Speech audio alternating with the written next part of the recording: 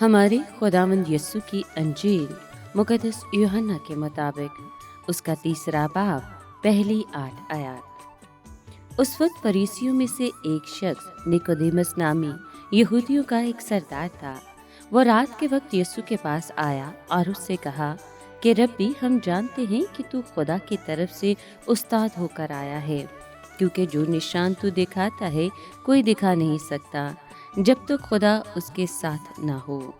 यीशु ने जवाब में उससे कहा, मैं तुझसे सच सच कहता हूँ कि जब तक कोई असरनो पैदा ना हो वो खुदा की बादशाही देख नहीं सकता। निकोदेमस ने उससे कहा, आदमी जब बूढ़ा हो गया तो क्यों कर पैदा हो सकता है? क्या वो दोबारा अपनी माँ के पेट में दाखिल होकर पैदा हो सकता है?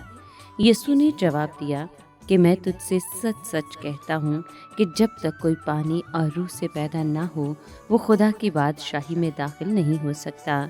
जो जसद से पैदा हुआ है वो जसद है, और जो रूह से पैदा हुआ है वो रूह है। ताज्जुब न कर कि मैंने तुझसे कहा कि तुम्हें असरनो पैदा होना ज़रूर है।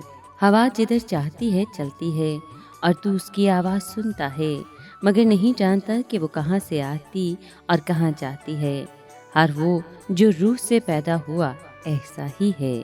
पाक कलाम के पढ़े और सुने जाने पर खुदावंद की बरकत हो, खुदा का शुक्र हो। अजीज दोस्तों, खुदावंद यीशु ने निकोदेमस से बातें करते हुए कहा कि मैं तुझसे सच कहता हूँ कि जब तक कोई नए सिरे से पैदा ना हो वो खुदा की बादशाही को नहीं देख सकता। नए सिरे से पैदा होने की इस्तिलाह का मतलब दरअसल आसमान से पैदा होना है। निकोदेमुस को सच सच इसकी ज़रूरत थी। उसको अपने दिल को तब्दील करने की ज़रूरत थी, यानी मुकम्मल तौर पर रूहानी तब्दीली की ज़रूरत थी। नई पैदाइश यानी नए सिरे से पैदा होना एक ऐसा अमल है जिसका मुकम्मल दारोमदार खुदा की ज़ात पर है।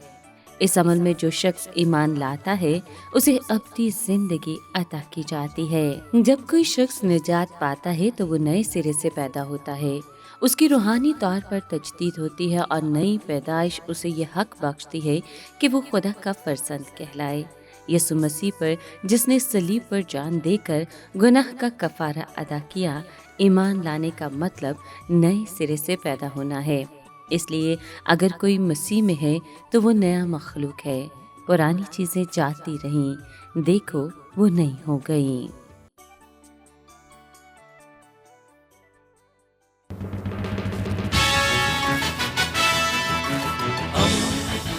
दोस्ती का पैगंबर, रेडियो वेरितास एशिया।